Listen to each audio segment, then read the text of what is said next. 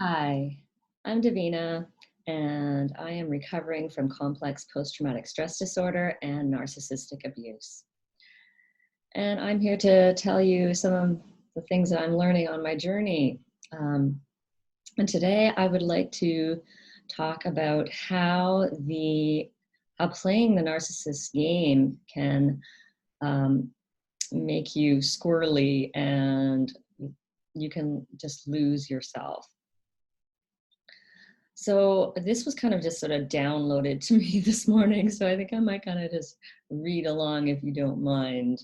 Um, so by playing the narcissist game, you will likely get squirrely. And if you can imagine a squirrel, like just kind of running around, kind of in circles, like, oh, where's my nut? Ah.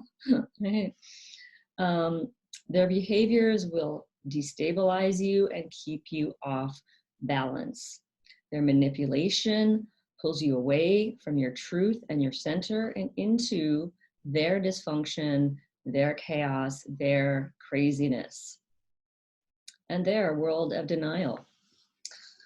When we are children, we are extremely vulnerable because we take in whatever we see, whatever we hear. We have no filters. Narcissistic parents take advantage of this. And it's unconscious, but it is still, nevertheless, abuse.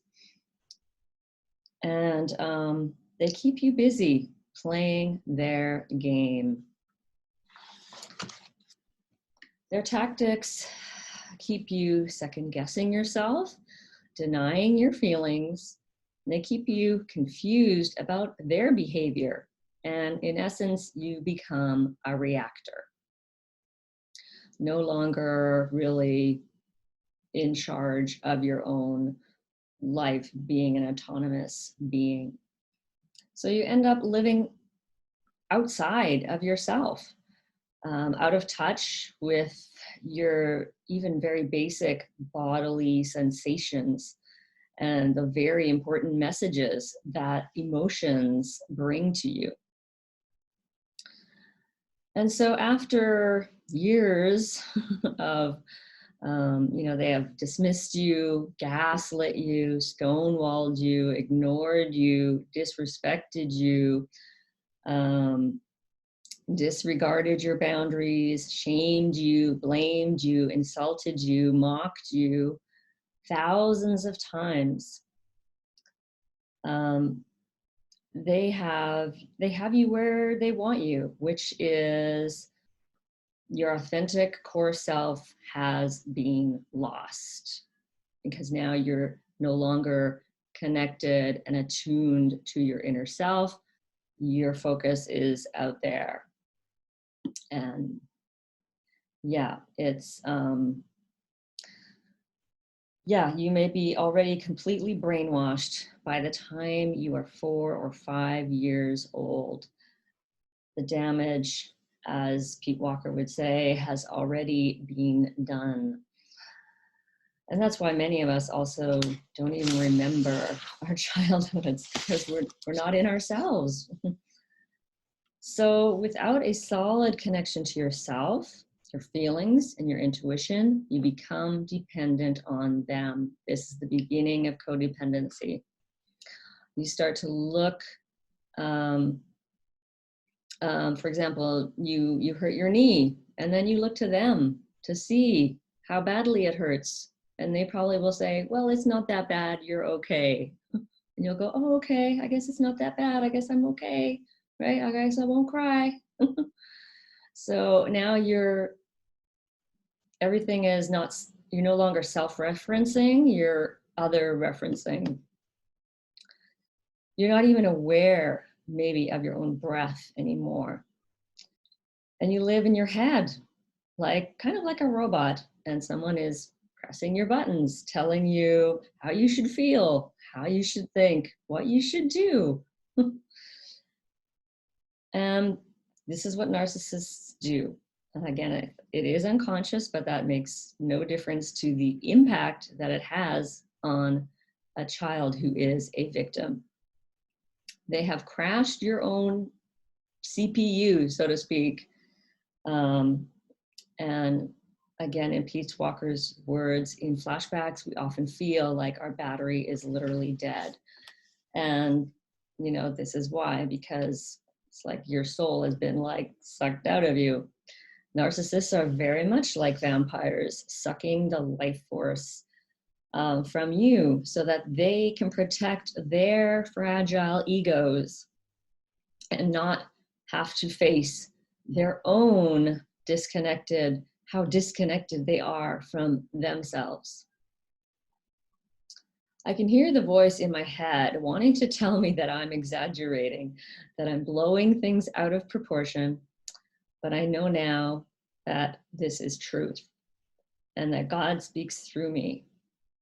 And I allow myself to be an instrument of his word, her word. You are and have always been an incredibly sensitive, highly aware and attuned, intuitive and creative, thoughtful, empathetic, deeply compassionate and powerful human being. Your parents robbed you of your precious gifts. So how do we heal? Healing is finding your way back to yourself. It's reconnecting with your truth. It's feeling and expressing your emotions. And it's getting grounded and back into your body. And when you are centered and connected deeply to your higher self and to God or divinity or whatever you want to call it, intuition, you are no match for any narcissist. So forget about anybody who's saying, this is how you get revenge on a narcissist, or this is how you make a narcissist crazy, or whatever those things are. That is just more playing the narcissist game. The way not to play the narcissist game is to get very, very centered and grounded into yourself. Then you just will naturally repel them. They will not want to come anywhere near you. It's like holding garlic, you know.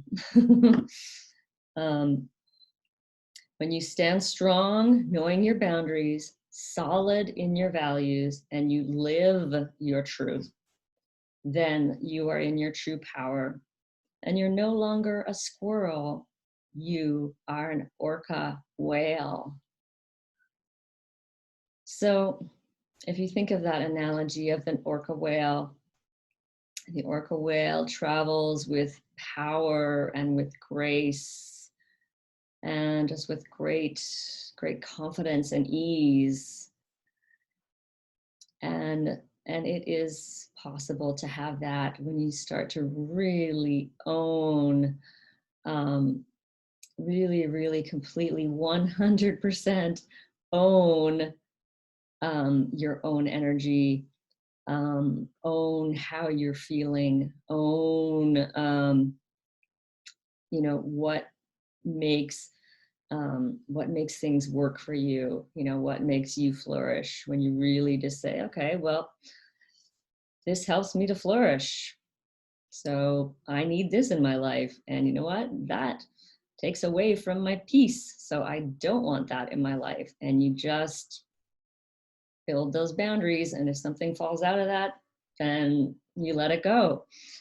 And it's difficult, and it is a very slow process. And so just take it baby steps, but do take those baby steps every day. And you will see progress, you will see change if you do the work. So I hope that was somehow inspiring or helpful for you today. And I am Davina Shemaya, and you can find me at Boldness Blooming, and I'm wishing you so many blessings on your journey. Have a peaceful day.